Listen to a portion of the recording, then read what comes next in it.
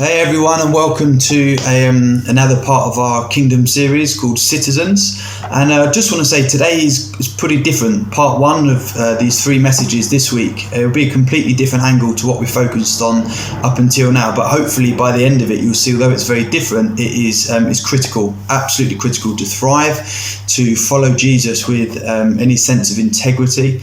And I want to start by sharing a little, just a tiny, very quick story that I heard a couple of years ago from a preacher.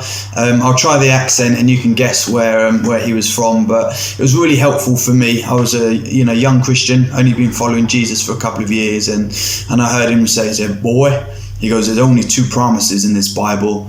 One is that Jesus died on the cross, and two is that there's eternal life."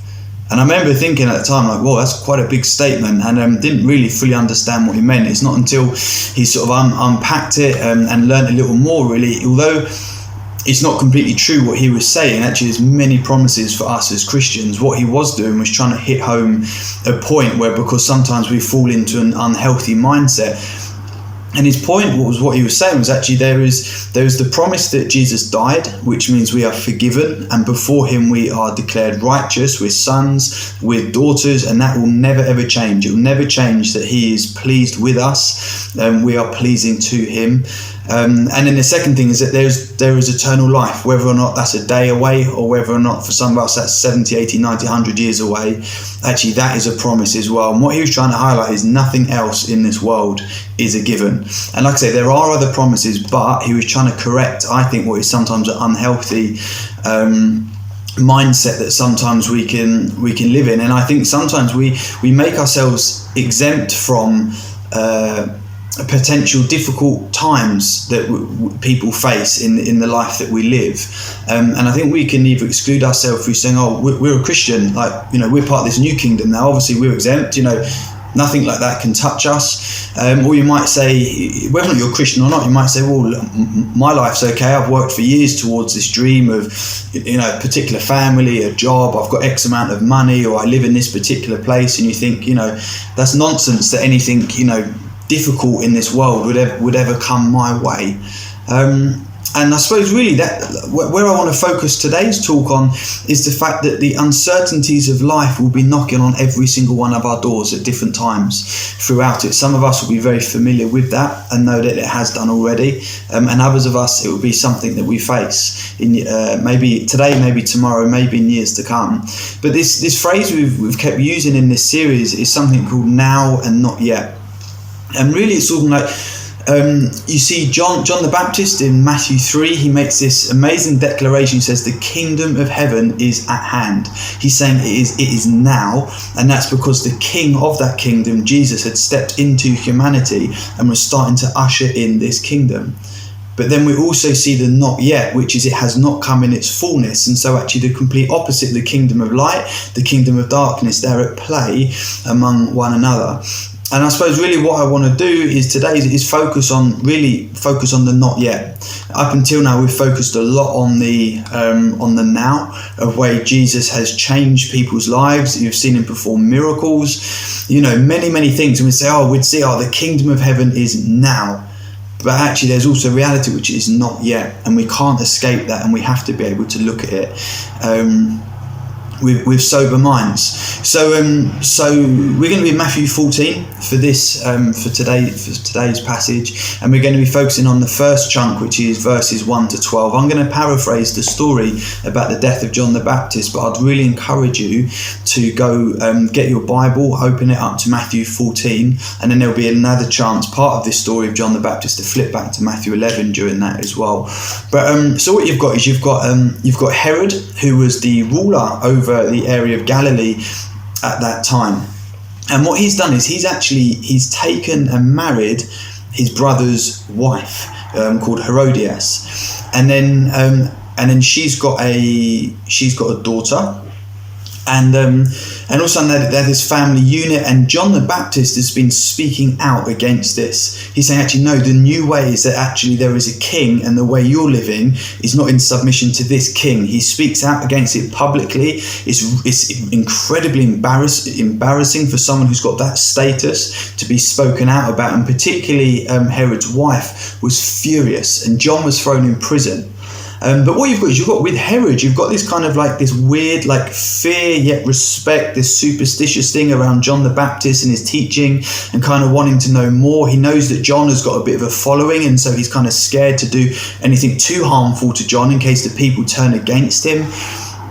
But you've got Herod's wife, which is outraged by this. And then moments later, John's in prison, and Herod throws himself a huge birthday party, and his stepdaughter is dancing for him. It's a seductive dance. She's a young teenager, and he's so impressed and won over by it, he turns around to her and he says, "I will give you anything, up to half my kingdom.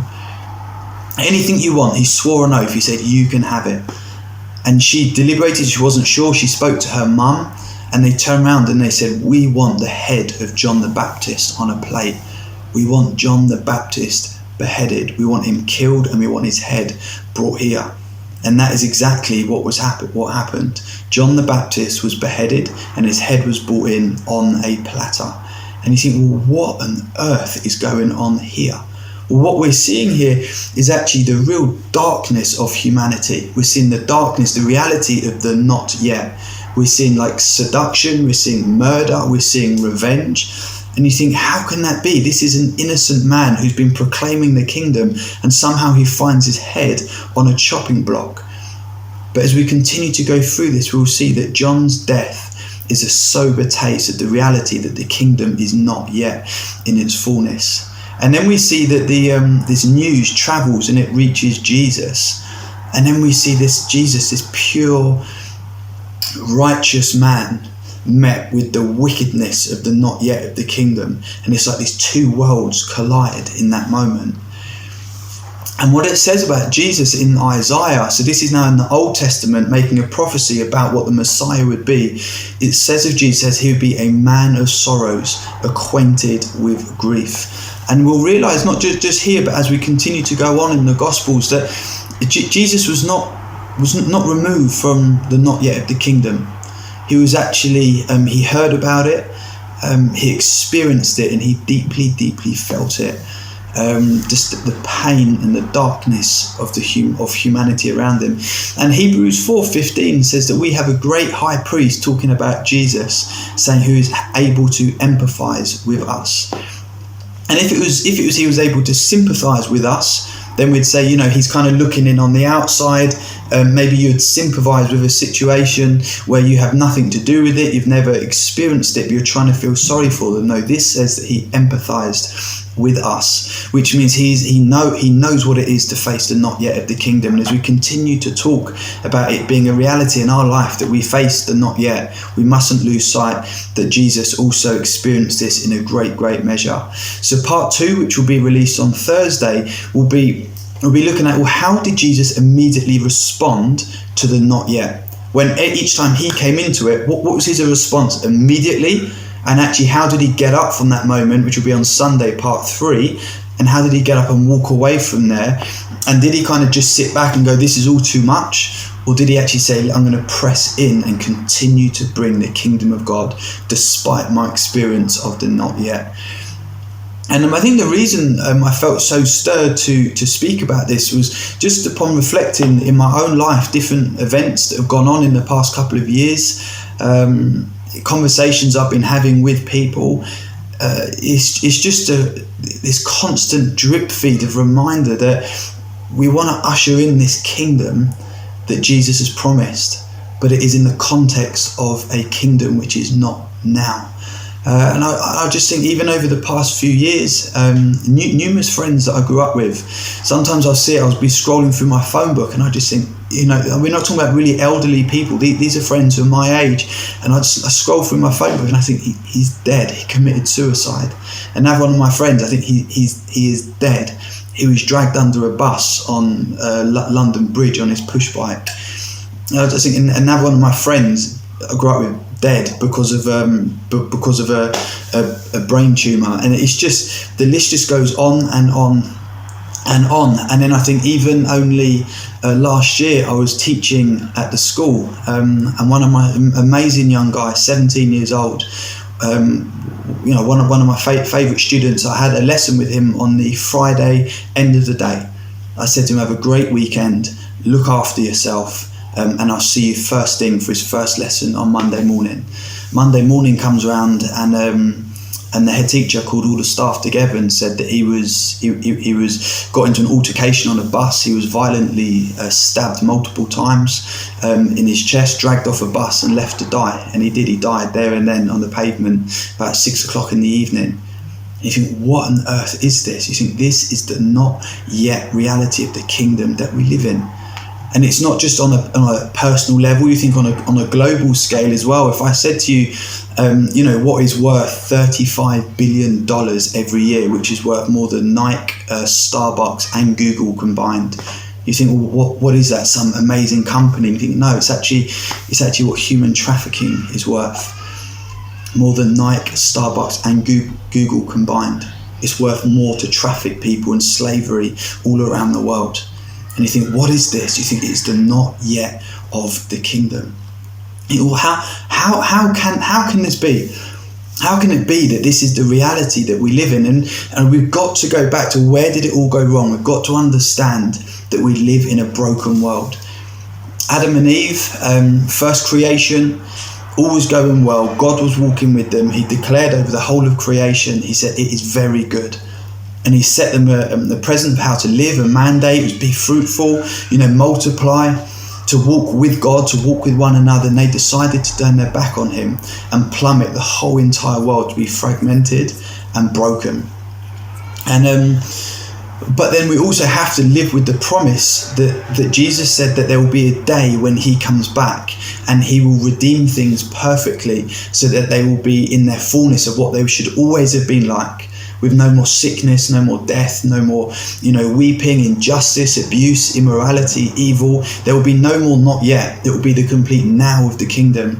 And we find ourselves living in something the Bible refers to as the last days, which was the moment from when Jesus ascended back to heaven and when he comes back again. That time frame which we live in is called the last days, and we have to manage the now and the not yet.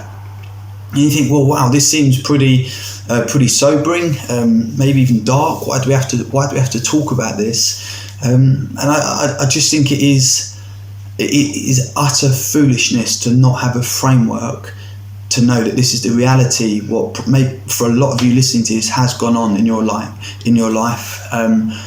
But for a lot of you, maybe it hasn't. Maybe you haven't thought about any thought or sense of like the not yet of the kingdom becoming a reality for you. But you have to know that this is a reality that many of us will face. And one of my favourite boxers, a guy called Mike Tyson, he had a very famous quote which said that everyone has a plan until they get punched in the face. And I think it was in the context of an opponent who was bragging and saying, this is what I'm going to do, this is what I'm going to do. To Mike Tyson, when they got in the ring, he was saying, no. Everyone has a plan, but actually, it's when you get punched in the face, that's when it matters most. How can you stand up then? And I know that from doing a bit of boxing over the years. It's one thing to train on the pads and on the bag and do groundwork, and then actually to be invited into the ring is a complete another thing. To have someone even just at a level of sparring, just to have someone sort of hit you back, it knocks you, and you have to think, actually, this is very different to the ease of just hitting the bag that doesn't hit you back. And John the Baptist here, he tasted in this moment what it is to be punched in the face, in context of the Mike Tyson quote. And it didn't just start for him here. It started when he was imprisoned. If you go back a few chapters to Matthew 11, you see him. He sends messages out to get the answer of when he says, "Is this the one?" referring to Jesus. He says, "Is this the one, or should we expect another?" And what he's saying there is actually this king that I expected. I've ushered him in. I've been talking about the kingdom is now at hand. It's here. Jesus is here. And yet his reality was he found himself in prison he found himself alone, and he's thinking to himself, is this really the Messiah? Is this really the King? Or should I expect another? And for John, there were so many Old Testament prophecies that pointed towards Jesus, and Jesus responded with them. He said, send message back to John and tell him, he said, are the lame starting to walk? Things like, are the blind starting to receive their sight?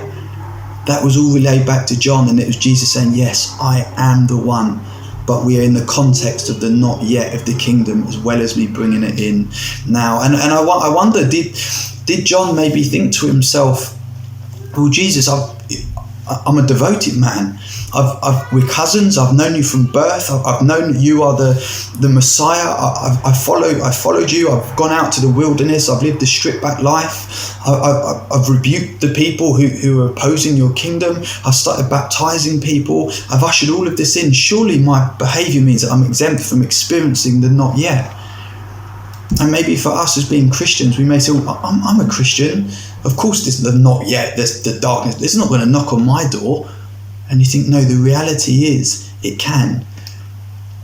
And I know from being here only a few months and hearing the stories that it's kind of split. You've got many people who would say, I know from experience that you'll be listening to saying, I have tasted the not yet. I've tasted the not yet of the kingdom far too many times for my liking. But then I think I've probably also noticed the other extreme, which I don't think it's limited just to Guernsey. It's probably many places around the world, but I think you see it here, which is actually I will build a life. I'll maybe earn a certain amount of money. I'll live in a certain size house. My family will be a certain size. And you kind of live this thing. You think, I will make the kingdom now. My life will all be held together. And we don't realise actually that not yet the kingdom can be knocking on all of our doors.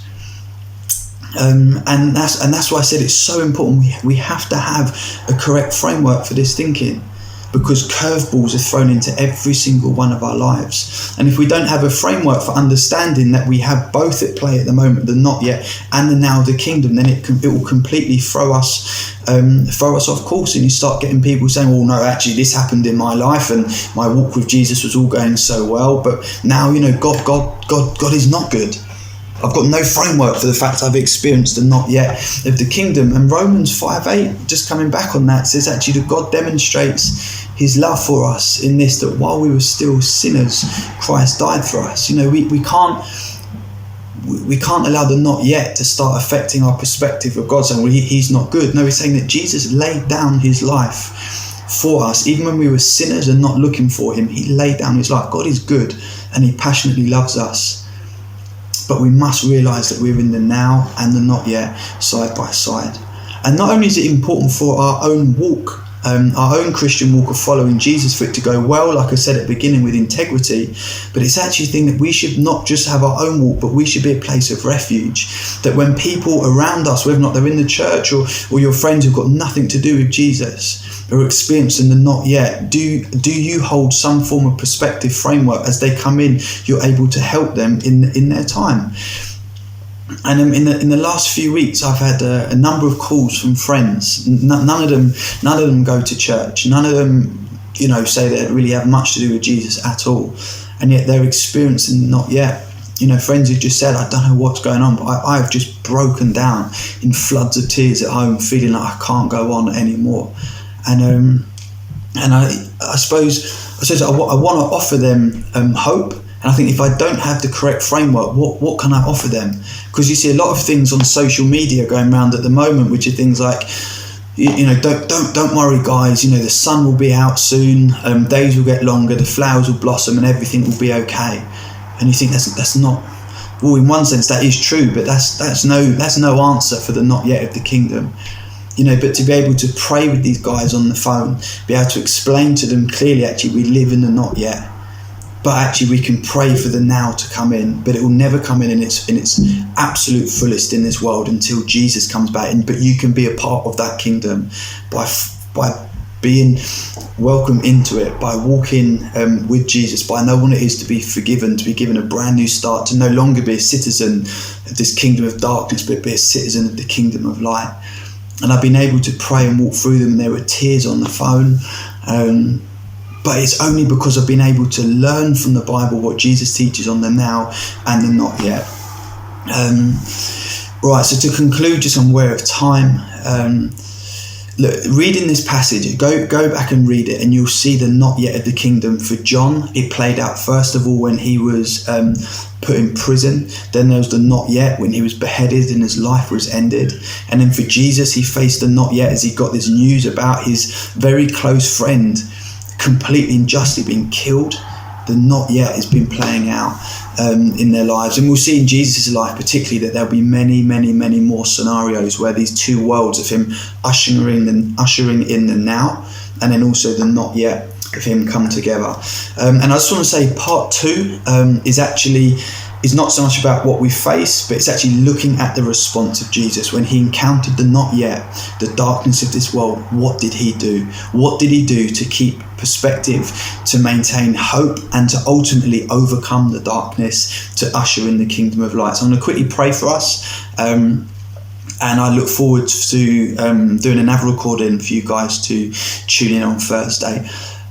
Jesus, I want to go back to that Hebrews passage and just say thank you that you are a God who is not distant, who is far off, but actually you are able to empathise with us. You knew what it is to walk in the not yet of the kingdom, and to experience it, to taste it, to feel it in the very core of who you are. And I want to pray that we would be sober-minded with this. We would know that you faced it and we will face it, but actually you will start lifting our eyes with incredible hope, because we're not on the back foot. You've called us to be on the front foot of ushering in this new kingdom. Help us to be on the front foot as we continue in part 2 and 3, we ask. Amen. Guys, be blessed over the next few days. Hang in there while lockdown's been lifted bit by bit, and it won't be long till we all see each other in person, all right? Much love. Bye-bye.